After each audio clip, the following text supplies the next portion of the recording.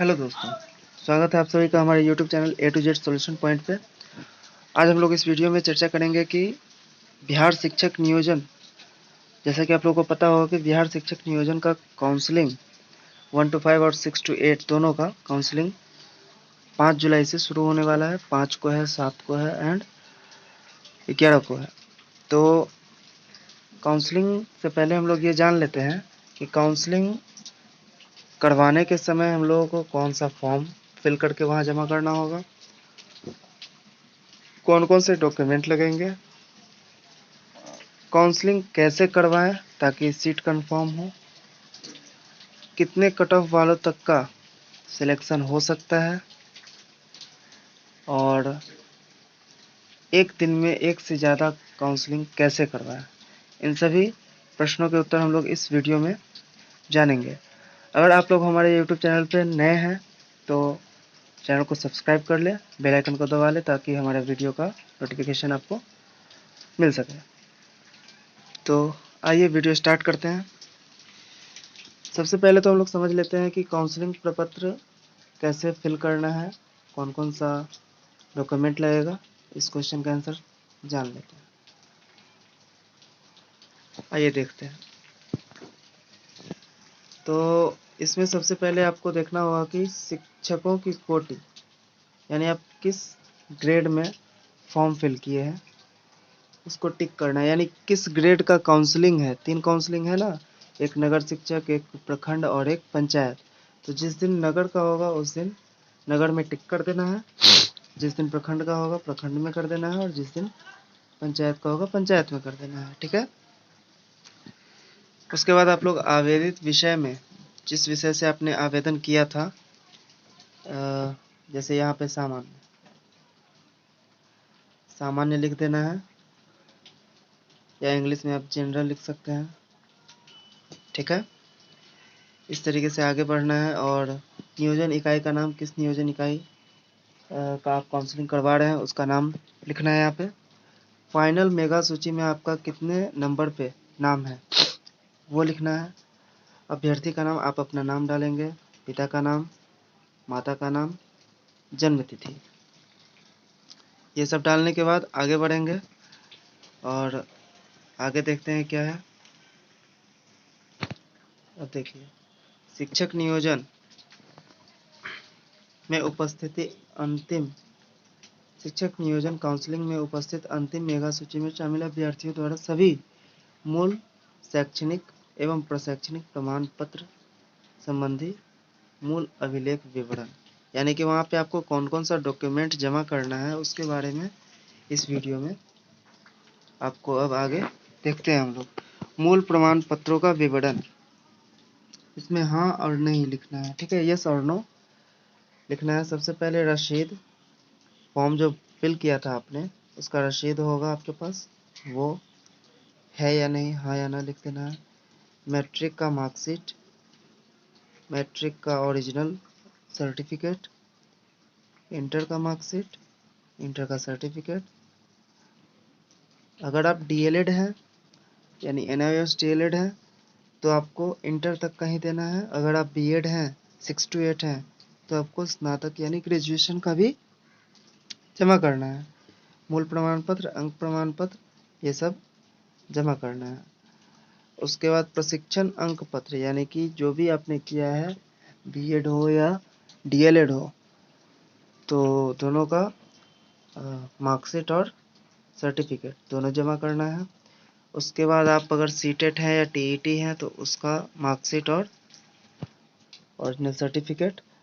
अगर आपने सीटेट किया है तो डिजी लॉकर से आप लोग डाउनलोड करके उसको प्रिंट आउट निकलवा के उसको जमा कर सकते हैं। उसके बाद आते हैं जाति प्रमाण पत्र, आपको जमा करना होगा, आवासीय जमा करना होगा, और अगर आप दिव्यांग हैं तो उसका सर्टिफिकेट, स्वतंत्रता सेनानी है तो उसका सर्टिफिकेट, आधार कार्ड जमा करना है, 2 पासपोर्ट साइज फ़ोटो जमा करना है, और अन्य अगर और कोई भी डिग्री है या कुछ डॉक्यूमेंट है तो आप वो भी दे सकते हैं। तो अब हम लोग देखते हैं ये हैं कि आपको हर काउंसलिंग फॉर्म के साथ आपको 2 फ़ोटो की ज़रूरत है।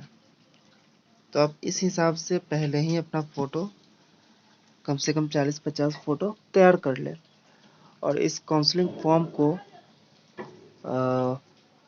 प्रिंट आउट करवा ले और इसको फिल करके रखे। नियोजन इकाई का नाम खाली छोड़ दे, बाकी सारे कॉलम्स को फिल कर दे और जो भी है ये सब नाम वाम सब फिल करके और जो इम्पोर्टेंट चीज़ है वो वहाँ फिल करेंगे और बाकी अपने डॉक्यूमेंट्स की भी फ़ोटोकॉपी करवा करके रख ले, कम से कम 20-25 कॉपी, ताकि वहाँ पे पहले आपको फ़ोटोकॉपी जमा करना होगा और फिर जब आपका काउंसलिंग पक्का हो जाएगा तो आपका ओरिजिनल सर्टिफिकेट सारा ले लिया जाएगा और आपको बता दिया जाएगा कि आप काउंसलिंग में सेलेक्ट हो गए हैं या नहीं हुए हैं। चलिए, ये तो हो गया पहले क्वेश्चन का आंसर। अब हम लोग देखते हैं कि दूसरा प्रश्न ये है कि 5 तारीख को नगर निकाय का है, 7 तारीख को प्रखंड का है और 11 तारीख को पंचायत का है। तो इन तीनों में आपका कहाँ तक हो सकता है, किसमें हो सकता है, ठीक है, इसको देखते हैं हम लोग। तो सबसे पहले तो 5 तारीख को क्या है कि 5 तारीख को नगर निगम में जितने भी लोगों ने फॉर्म फिल किया होगा वो कोई भी अपना चाहेगा कि मुझे अपने होम टाउन में जॉब मिल जाए।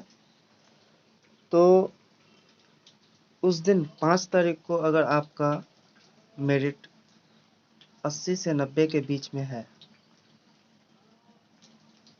तो आप आसानी से नगर निकाय में आपका काउंसलिंग हो जाएगा, आप सेलेक्ट हो जाएंगे।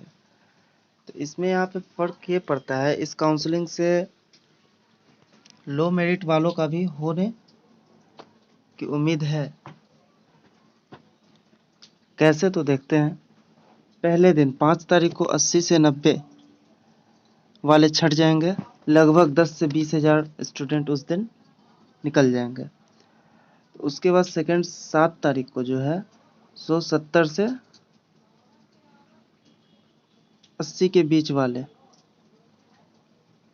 प्रखंड वाले में सेलेक्ट किए जाएंगे, या हो सकता है 65 वाले भी आ जाए इसमें, ठीक है। आगे देखते हैं हम लोग।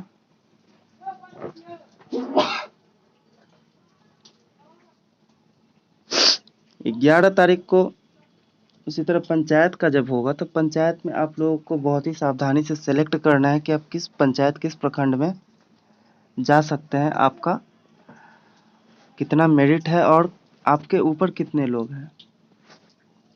तो क्योंकि उस दिन हो सकता है 50 से 70 या 50 ना भी हो, 60 से 70, इतने 50 नहीं 55 मान लीजिए, 55 से 70 वालों का उस दिन पंचायत वाले में होगा। तो अगर आपका 55 से नीचे है तो आप का होना थोड़ा मुश्किल है, लेकिन अगर आप 60 और 60 प्लस हैं तो आपका पंचायत तक में सिलेक्शन हो ही जाएगा। लेकिन डिपेंड ये करता है कि आप किस तरीके से काउंसलिंग करवाते हैं, कहाँ करवाते हैं, ठीक है। चलिए देखते हैं कैसे सिलेक्शन लेंगे, इस क्वेश्चन का आंसर देखते हैं। सबसे पहले तो आप लोगों को ये करना है कि अपना चेक कर लीजिए कि किस पंचायत, किस प्रखंड या किस नगर निकाय में आपका सबसे कम मेरिट लिस्ट में सबसे ऊपर नाम आ रहा है। यानी कि मान लीजिए किसी में 10 है, किसी में 15 नंबर पे है, किसी में 100 नंबर पे है, किसी में 50 नंबर पे है। तो सेलेक्ट कर ले और अपने से ऊपर वाले का चेक करें कि वो कहाँ का है, किस जिला का है और किस जगह का है। अगर वो कहीं और का है और उसका मेरिट भी चेक करें, आपसे ऊपर जो है उसका मेरिट अगर आप पंचायत वाले में जा रहे हैं तो आपसे ऊपर वाले का मेरिट अगर 70 से 90 के बीच है तो इसका मतलब है कि वो डेफिनेटली सेलेक्ट हो चुका होगा कहीं ना कहीं प्रखंड और नगर निकाय वाले। काउंसलिंग में। तो आपको पंचायत वाले दिन ये चेक करना है कि 70 से कम और आपसे ऊपर कितने लोग हैं। अगर 1 लोग हैं तो मतलब जितने कम लोग होंगे आपका होने का चांस उतना ही अधिक हो जाएगा। तो नगर निकाय में अगर आपका मेरिट अच्छा खासा बन रहा है, 80 प्लस है, तो आप उस दिन ज़रूर जाएं। जाने का तो आपको तीनों दिन जाना है, कम से कम आपको 5 तारीख को अगर नहीं भी होगा तो आपको पता तो चलेगा कि कैसे काउंसलिंग होती है, कहाँ तक क्या करना है। उस दिन जो है 5 तारीख को कितने कट ऑफ तक का सिलेक्शन हुआ, 70 तक का हुआ या 65 तक का हुआ या 85 तक का ही हुआ। कम से कम ये पता तो चलेगा कि एक दिन में कितने लोग कट ऑफ तक का सिलेक्ट हो रहा है। चलिए, तो ये हो गया। अब हम लोग समझते हैं कि एक दिन में एक से ज़्यादा नियोजन इकाई में काउंसलिंग कैसे करवाएं। तो सबसे पहले जहाँ भी आप जाएं, जिस भी डेट में आप जाएं काउंसलिंग करवाने, तो आप कम से कम 3-4 दोस्तों या फैमिली वाले के साथ जाएं। इससे होगा ये कि वहाँ पे स्टॉल रहेगा, या दो दो चीज़ हो सकता है। या तो एक रूम रहेगा, पहले एक पंचायत का, फिर दूसरे पंचायत का, फिर तीसरे पंचायत का, ऐसे ऐसे करके होगा, लेकिन इसमें टाइम ज़्यादा लगेगा। तो ज़्यादा चांस ये है कि अलग अलग स्टॉल या अलग अलग कमरे में आप लोग को बुलाया जाएगा, या उसका स्टॉल रहेगा अलग अलग पंचायत का अलग अलग कमरे में, या किसी खुले मैदान में भी हो सकता है। तो इससे होगा क्या कि मान लीजिए आप उस दिन 4 काउंसलिंग करवाने वाले हैं, जिसमें एक में आपका मेरिट 5वें नंबर पे है, एक में 10वें नंबर पे है, एक में 12वें नंबर पे है, एक में 16वें नंबर पे है। ऐसे है, आपको चारों में करवाना चाहते हैं आप। तो करना ये होगा कि आप खुद ये 5वें नंबर वाले में लाइन में लग जाए, किसी एक फैमिली या दोस्त को 7वें नंबर वाले में डाल दें, लाइन में लगा दें। ठीक है, फिर एक को 8वें नंबर वाले में डाल दें, 8वें 9वें 10वें जो भी है वो लाइन में लग जाएगा। अब होगा क्या कि अब एक को 12वें नंबर वाले में डाल दें। अब होगा ये कि 5वें वाले में आप लाइन में खुद हो, तो यहाँ पहले आप पहुँचोगे, आपका नाम पुकारेगा। अगर आप यहाँ सेलेक्ट हो गए तब तो ठीक है, क्योंकि एक ही जगह सिलेक्शन लेना है, वहाँ पे आपका डॉक्यूमेंट ले लेगा। अगर नहीं हुए तो यहाँ से निकल के तुरंत आपको इस लाइन में आ जाना है और यहाँ पे चेक करना है कि आपका हुआ या नहीं। फिर इसी तरह यहाँ यहाँ यहाँ सभी लाइन में आपको जा कर के काउंसलिंग करवा लेना है। लेकिन यहाँ पे आप लगोगे तभी ना जब आप किसी फैमिली को लाइन में रखोगे। तो इस तरीके से आप चाहें तो एक दिन में एक से ज़्यादा काउंसलिंग करवा सकते हैं।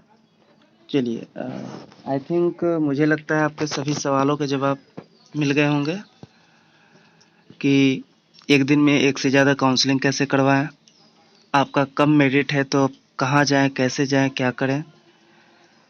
इसका भी उत्तर आपको मिल चुका होगा। अगर आपको कोई परेशानी हो तो आप हमें कमेंट में बता सकते हैं, मैं उसका सॉल्यूशन देने की कोशिश ज़रूर करूँगा। और जितनी जल्दी हो सके, अगर आपके पास ये डॉक्यूमेंट नहीं है, जैसे कि ये जाति प्रमाण पत्र अगर आपका नहीं है नया अपडेटेड, क्योंकि कोई ठीक नहीं है कौन सा नियोजन इकाई आपका कौन सा अड़ंगा लगा दे कि आप नहीं ले सकते ये वो। पुराना अगर है तो पुराना भी लेकर जाएंगे और नया भी बनवा लें, आवासीय बनवा लें, दिव्यांग वाला बनवा लें सर्टिफिकेट, और तो कुछ मांग नहीं रहा है। तो जितने भी, अगर आप EWS हैं तो EWS बनवा लें। ठीक है, इस तरीके से आप जितने भी सर्टिफिकेट्स हैं वो अपडेट रखें, तैयार रखें, और